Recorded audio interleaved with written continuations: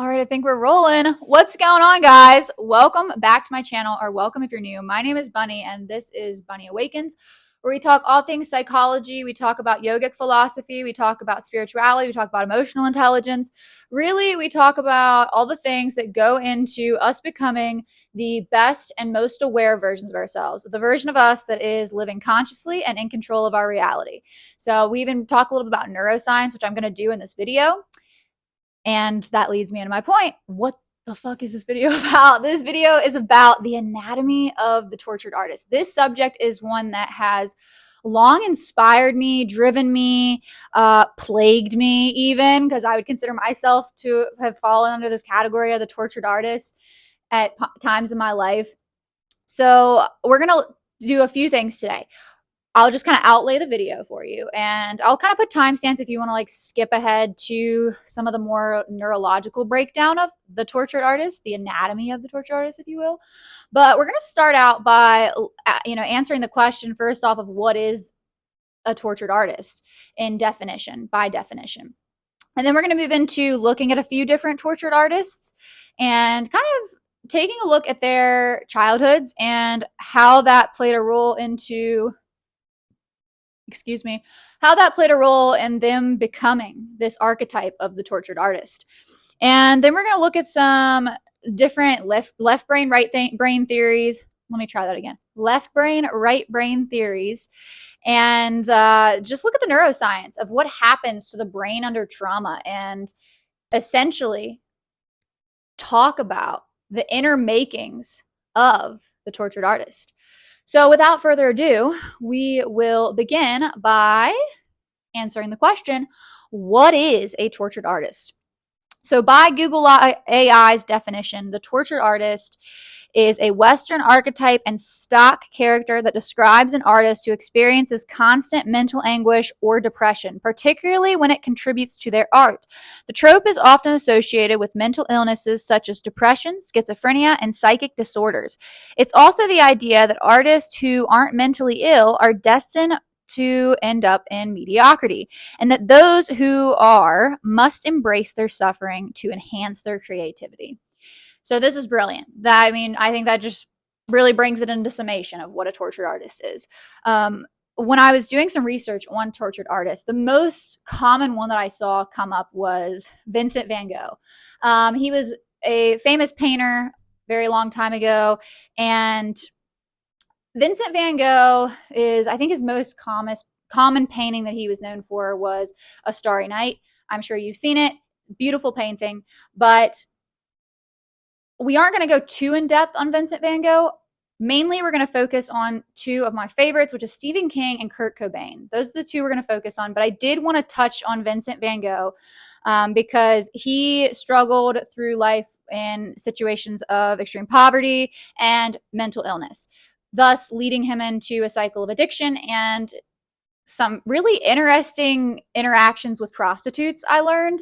So yeah, he's a kind of an interesting figure, but I did want to read one of the paragraphs from an article that I read on him, and I'm going to list all of the different articles that I read in the description below, but let's go ahead and jump into this because I think it's cool. Was Vincent van Gogh a mad genius?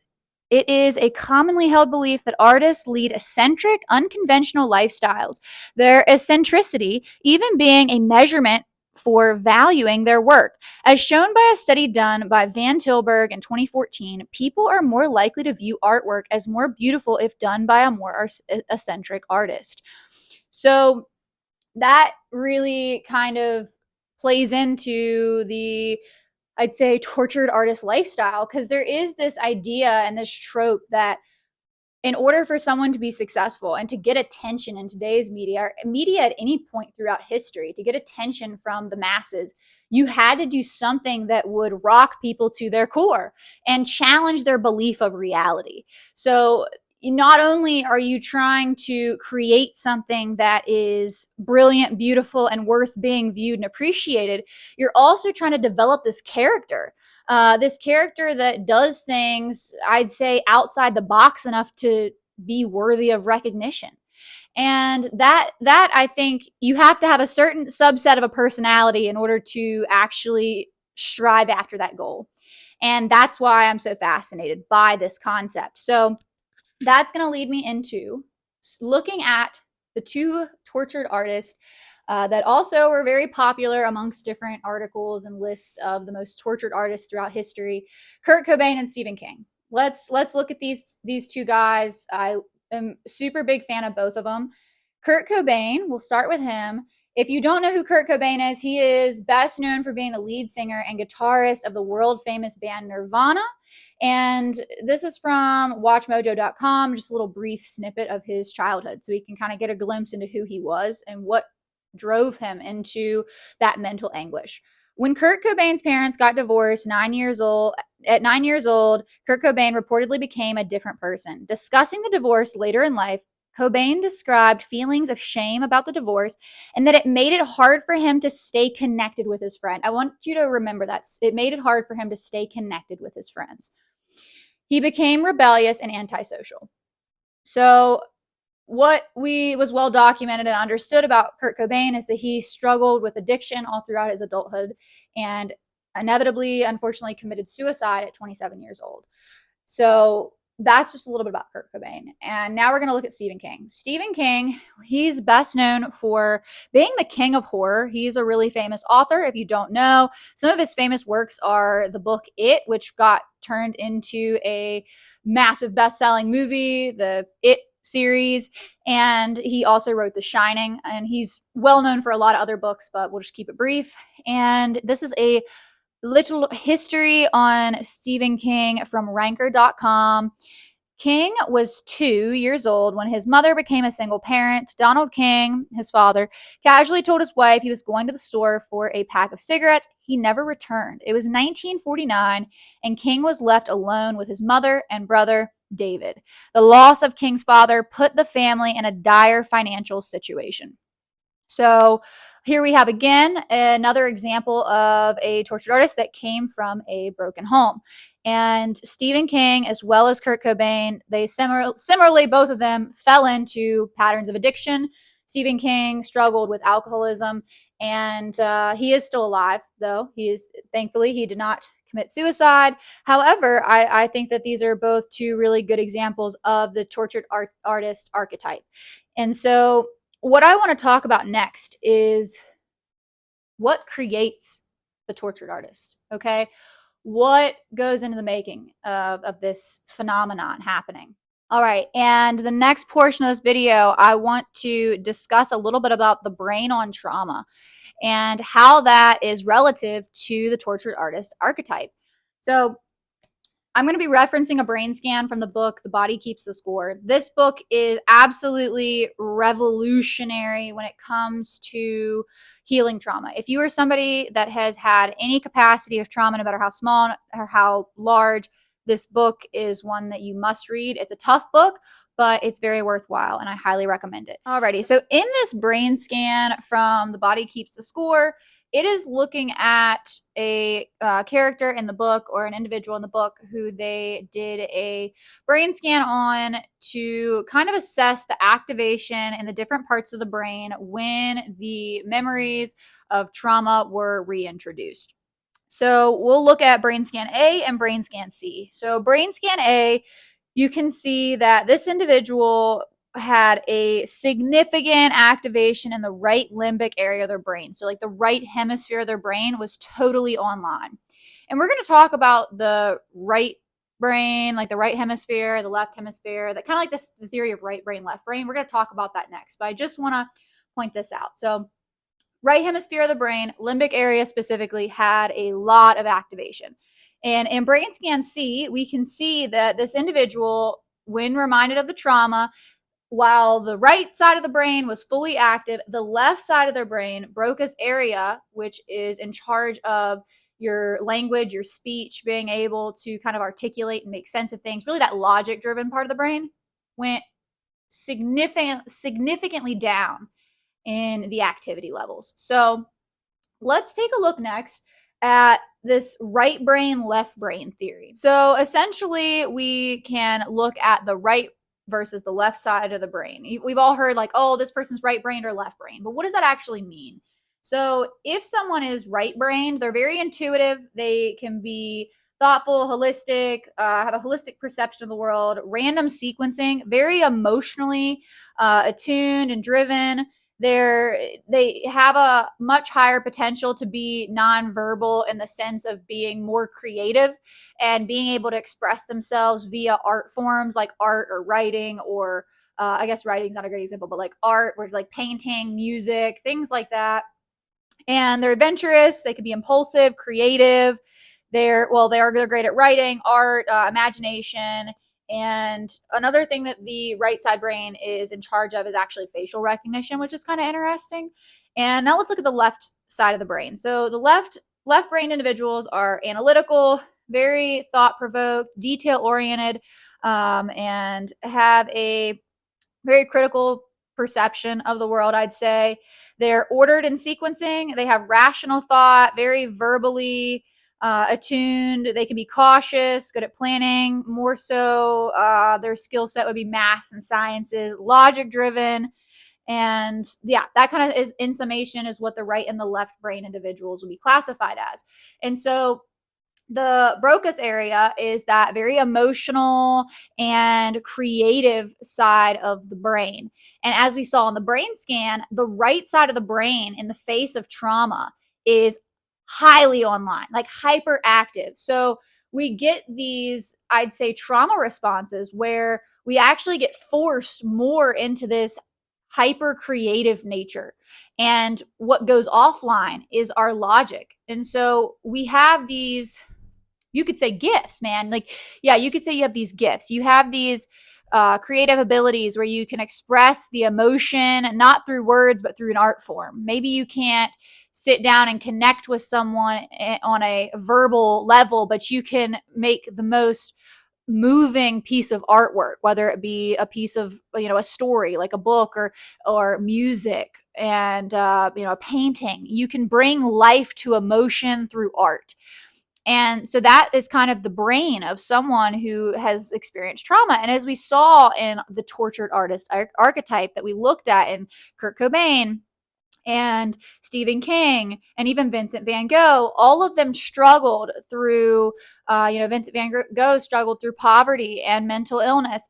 And Stephen King, as well as Kurt Cobain, they came from broken homes. And we can look at statistical data that has repeatedly proven time and time again that one of the key indicators of mental illness and psychological discomfort later in adulthood is linked to broken homes and not having a healthy dynamic in the family unit as a child. So really, the tortured artist is someone that experienced just a great deal of trauma in their lives, to the point where it sent their right brain into just overdrive, and it killed their logistical means of thinking. They kind of, that logic side of themselves went offline. And another really interesting thing about the brain on trauma, and maybe not the brain on trauma, but the individual propelled by trauma. And I can say this from personal experience as well as just a great deal of study through, yogic philosophy and psychology and neuroscience, is that it is not an it's not an untypical response for somebody who is traumatized to actually possess an inability to connect with others. And connection is one of the most important human needs that we have. We need to connect with other people because it determines our ability to feel safe. And it kind of really just, it completely forms our perception of reality. So if you're a child and you have parents struggling through poverty, through divorce, that aren't able to attend to you on an emotional level, and you see your parents in these hyper active states of stress, then you are getting stress signals sent to you that you are unsafe and that you can't connect with others because everyone else is, what would you say, plagued by the world. And this carries into adulthood, where we actually form this belief deep rooted inside of ourselves that we can't connect with others. And I saw something really interesting one time, that a lot of the times people think that addiction is, this this hereditary thing that happens. And you could go into have a full discussion on that. But what we'll talk about more so is that ultimately addiction comes down to an individual's inability to connect with other people. So they feel a deep sense of alienation. They feel like the world is against them. They feel kind of under pressure from just the traumatic experiences, the feelings that they're unable to feel. And the addiction itself actually becomes the coping mechanism. It's not the problem, but it's their idea of the solution to stop that mental anguish and to stop those feelings of inadequacy. So people turn to drugs and alcohol, which is what the tortured artist typically does. So, the tortured artist is a brilliant individual who was just unfortunately plagued by trauma and found themselves in a position where they were unable to connect with people in their interpersonal relationships. Therefore, the right side of their brain became their dominant means of survival. That was how they communicated, through art, through the expression of being, and other means besides words. And if you were a writer, then words, but in a different facet. So, yeah, that is my theory and analysis of the anatomy of the tortured artist. So if you liked this video, give me a thumbs up. Subscribe to my channel if you want to hear more of me. And tell me what you think in the comments below. Tell me if you've struggled with the, I'd say the being being a tortured artist. Like, tell me if you've struggled with that, because it's something I've had a hard time with and something that I've spent a great deal of time working on, and stuff that I will talk about in this channel of overcoming trauma, becoming the best versions of ourselves, and actually getting to a place where we can connect with others and use the abilities that trauma activated. So like, say you got hyperactivated in trauma and you're just this really creative individual. How can we move past the blocks that our left side brain is completely shut down? How do we move through that block? How do we get that left side brain turned on enough to actually utilize the ability and not fall into the deep depths of despair that is being the tortured artist that never recovers, that spends their lives in pain, creating with no real meaning? So I think that I will call this a wrap. And I hope wherever you are, you're having a great day. My name is Bunny. This is Bunny Awakens. Subscribe to my channel, like this video, and peace out.